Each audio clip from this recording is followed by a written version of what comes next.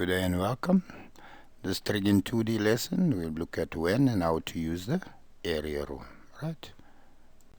So in any triangle ABC, area triangle ABC equal half BC sine A. So see, if I use B and C, then I use the angle that's in between them, A. If I use AC, use the angle P. If I use AB, I use the angle C. Right, so in any triangle that's not a right angle triangle, to find the area, we're going to have to use this formula, half BC sine A. Right. So given two sides, an inclusive angle, I have 30, I have 50, and an angle in between of 40. That's the angle B, so my area triangle ABC would then equal half AC sine B. So A being 50, sine being 30, or not sine C being 30, and sine 40 degrees. So if I multiply that all out, my area 482,09, if I round to two decimal places, and very important, they gave centimeters, so centimeters squared for area, because it's centimeter times centimeter, right?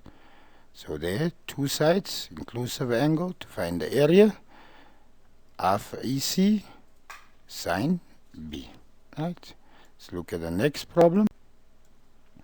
Again, two sides given, 18 and 25, and we have the angle 80 degrees. That's angle A. So area for this triangle ABC would be half BC. So B times C, sine the angle in between, which is sine A. So B being 25, C being 18, and angle A being 80 degrees. So half times 25 times 18 times sine 80 would then give me 221,58 centimeter squared. Right, so there I found the area. Right. Now we can give you area also and ask you to calculate the unknown side. So here they've given us 40, given me x, and they've given me 30. Right? And they say the area is 440 centimeters squared. So area triangle ABC would be half BC sine the angle A. Right? So here B being B, C being 40, and the sine of 30, and the area is 440.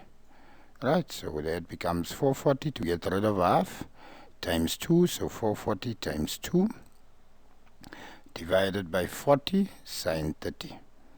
That leaves B behind, and if we simplify this, then P equal 44 centimeters. So hope you follow, hope you understand. Wish you nothing but the best. God bless. Hopefully when I put the exam questions together, you can use all this knowledge from the 3 lessons and use the sine, cosine, and area rule effectively.